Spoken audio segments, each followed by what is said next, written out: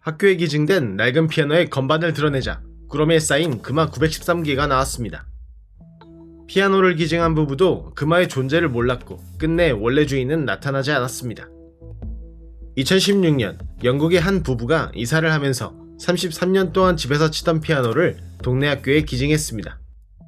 학교가 부른 조율사가 건반 아래 공간을 열자 비어있어야 할 자리에 솜 바느질한 천 꾸러미 7개와 가죽 주머니 하나가 숨겨져 있었습니다.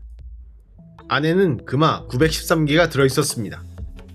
여왕과 두 왕의 시대에 걸쳐 만들어진 금화였고 값어치는 약 50만 파운드로 추정됐습니다. 조사관들이 피아노가 지나온 길을 추적했지만 1906년 첫 판매 기록 뒤로 77년이 통째로 비어있었습니다. 주인을 찾는 공고에 50명 정도가 자기 돈이라고 나섰는데 아무도 증명하지 못했습니다. 결국 심사를 맡은 검시관은 금화를 법으로 정한 보물로 판정했고 보상금은 발견한 조율사와 피아노의 새 주인인 학교가 나눴습니다. 누가 왜 피아노 속에 재산을 숨겼는지는 지금도 모릅니다.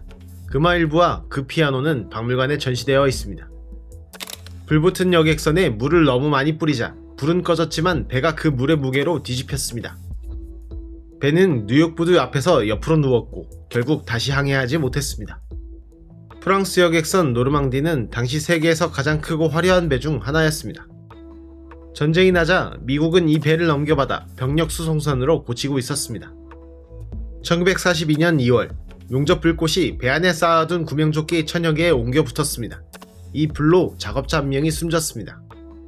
뉴욕 소방대가 육지와 소방정에서 몇 시간 동안 물을 퍼부었고 저녁이 되자 불은 잡혔습니다. 문제는 그 물이었습니다. 부은 물이 6,000톤으로 추정됐는데 이 배의 위쪽 갑판에는 물을 밖으로 빼낼 구멍이 없었습니다. 갇힌 물이 출렁일 때마다 배는 조금씩 더 기울었고 새벽 2시 45분 부두 앞에서 완전히 옆으로 누웠습니다. 미국 의회 조사는 전복의 주 원인을 화재가 아니라 소방대가 부은 물이라고 판정했습니다. 역사상 최대급 인양으로 배를 다시 세웠지만 배는 끝내 바다로 돌아가지 못하고 전쟁이 끝난 뒤 고철로 팔렸습니다. 야구단은 키 109cm의 선수를 타석에 세웠고 투수는 스트라이크를 하나도 던지지 못했습니다. 그는 단 한 번의 타석만으로 출루율 100%를 남겼고 등번호는 8분의 1이었습니다. 1951년 미국 메이저리그 꼴찌 구단의 구단주는 관중석을 채울 방법을 찾고 있었습니다. 그가 데려온 사람은 키 109cm의 26살 공연자였습니다. 정식 선수 계약서도 썼습니다. 경기날 그는 그라운드에 준비된 커다란 종이 케이크를 뚫고 나와 관중에게 인사했습니다. 그런데 다음 경기 1회 그가 진짜 대타로 타석에 걸어 나왔습니다. 규칙에서 스트라이크 존은 타자의 겨드랑이와 무릎 사이입니다. 그가 타석에서 몸을 낮추자 존도 따라서 줄어들었습니다. 투수는 4번을 던져 4번 다 볼이 됐고 그는 걸어서 1루에 나간 뒤 대주자와 교체됐습니다. 리그 회장은 며칠 지나지 않아 계약을 무효로 만들고 기록 말소까지 지시했지만 기록은 끝내 살아남았습니다. 타석 1, 볼넷 1, 출루율 100%. 지금도 공식 기록집에 있는 숫자이고 8분의 1번 유니폼은 박물관에 전시되어 있습니다. 런던 하수도에서 버스 11대 무게의 기름덩어리를 꺼냈고 박물관에 둔 조각에서는 파리가 태어났습니다. 나머지 덩어리 일부는 버려지지 않고 바이오디젤 연료로 바뀌었습니다. 2017년 런던의 빅토리아 시대 하수도가 막혔습니다. 막힌 곳에는 길이 250m짜리 굳은 덩어리가 있었습니다. 변기에 버려진 물티슈가 뼈다를 만들고 하수구에 부어진 식용유와 기름이 그 사이에서 돌처럼 굳은 것입니다. 무게는 2층 버스 11대와 맞먹는 130톤으로 추정됐습니다. 8명이 삽과 고압 물줄기로 9주에 걸쳐 덩어리를 파냈습니다. 런던 박물관은 조각 하나를 가져가 말린 뒤 밀폐한 유리 상자에 넣어 전시했습니다. 전시된 조각은 살아있었습니다. 수분을 내보내며 색이 짙은 갈색에서 잿빛으로 변했고 노란 곰팡이가 피었습니다. 그리고 밀폐된 상자 안에서 파리가 부화했습니다. 밖에서 들어온 게 아니라 덩어리 안에서 태어난 겁니다. 전시가 끝난 뒤에도 박물관은 조각을 버리지 않았습니다. 격리 보관실에 넣고 카메라로 인터넷 중계까지 했습니다. 파리는 사라졌고 덩어리는 지금도 소장품으로 남아 천천히 줄어들고 있습니다. 영화 홍보팀이 흰마을 전체를 파랗게 칠했는데 주민들은 홍보가 끝난 뒤에도 그대로 두기로 투표했습니다. 스페인 남부의 이 산골 마을은 수백 년 동안 집을 흰색으로만 칠해왔습니다. 2011년 스머프 영화의 개봉을 홍보하던 영화사가 이 마을을 세계 최초의 스머프 마을로 만들자고 제안했습니다. 행사가 끝나면 전부 흰색으로 되돌려준다는 약속과 함께 교회와 시청을 포함한 건물 175채가 파란 페인트 구톤으로 덮였습니다. 그러자 관광객이 한 해 수백 명뿐이던 마을에 6달 만에 8만 명이 몰려왔습니다. 흰색으로 되돌릴 시점이 오자 마을은 주민투표를 열었고 141대 33으로 파란색을 지키기로 했습니다. 몇 년 뒤 캐릭터 권리를 가진 쪽과 사용료 문제로 갈라섰습니다. 마을은 스머프 동산과 벽화, 스머프 마을이라는 이름까지 전부 내려야 했습니다. 그런데 파란색 자체는 누구의 소유도 아니었습니다. 마을은 지금도 파랗고 파란 페인트를 새로 칠해가며 지냅니다. 이제는 스머프 없이 그냥 파란 마을이란 이름으로 관광객을 맞습니다. 공사 중인 물 위 다리에 구멍을 열어뒀더니 폭풍우가 들이쳐 다리가 호수 밑으로 가라앉았습니다. 다리는 천천히 조각나며 가라앉았고 방송 카메라는 그 장면을 처음부터 끝까지 찍었습니다. 미국 시애틀의 이 다리는 물 위에 떠있는 다리였습니다. 속이 빈 콘크리트 상자 22개가 배처럼 물에 떠서 도로를 받쳤습니다. 1990년, 50년 된 다리에 보수 공사가 시작됐습니다. 작업자들은 상자 옆면에 사람 키만한 구멍들을 뚫었고 안에 방수문도 떼어냈습니다. 비어있는 상자 속은 공사 폐수를 임시로 담아두는 물탱크로도 쓰고 있었습니다.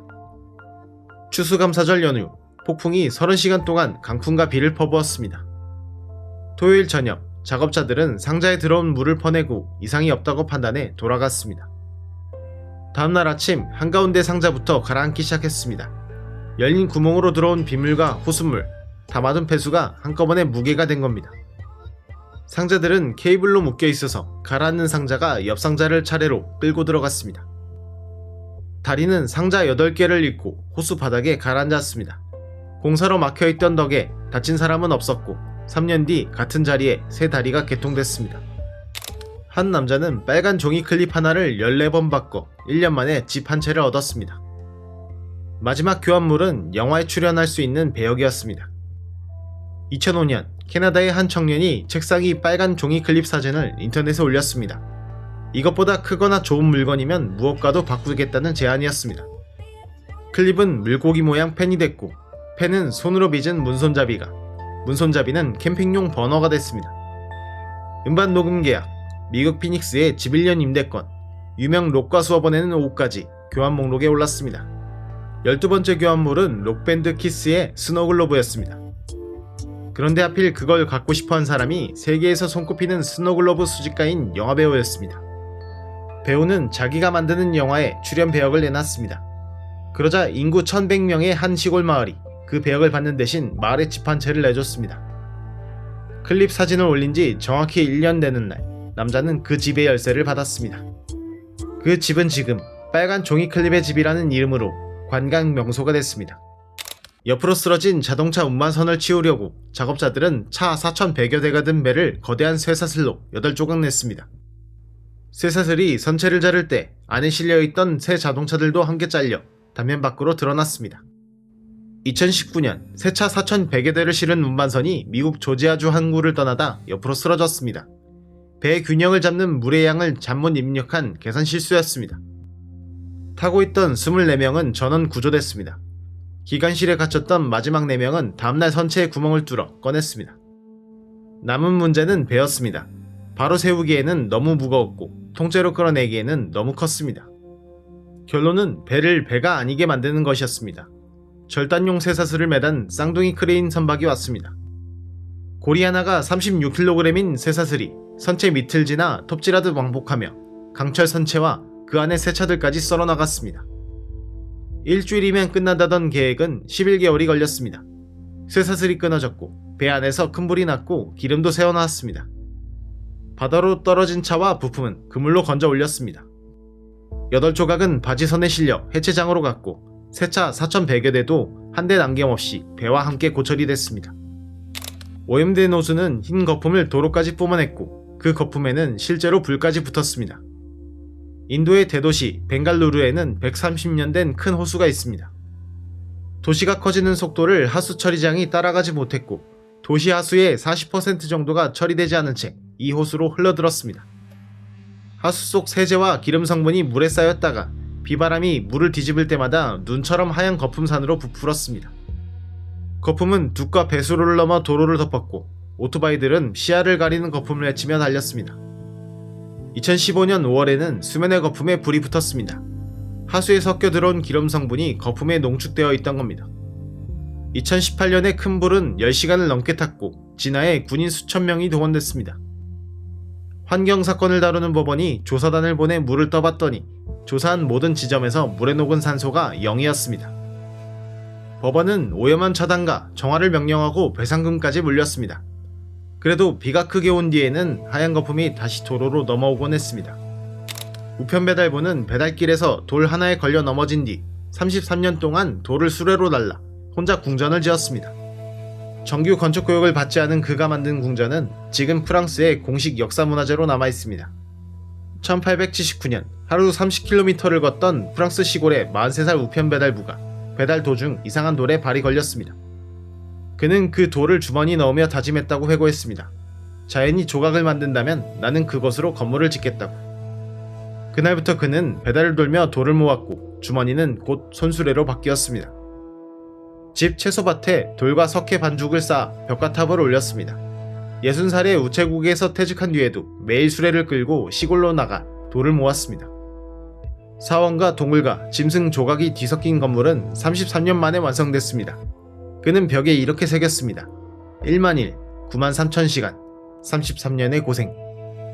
그는 멈추지 않고 8년을 더 들여 마을 묘지에 자기 무덤까지 직접 지었고 무덤이 완성되고 2년 뒤 그 안에 묻혔습니다. 죽고 45년이 지난 1969년 프랑스의 문화부 장관이 궁전을 국가문화재로 지정했습니다. 지금은 한 해 30만 명이 우편배달부의 궁전을 보러 갑니다. 오늘 이야기는 전부 실제로 있었던 일입니다. 다음 사건들을 모아 다시 오겠습니다.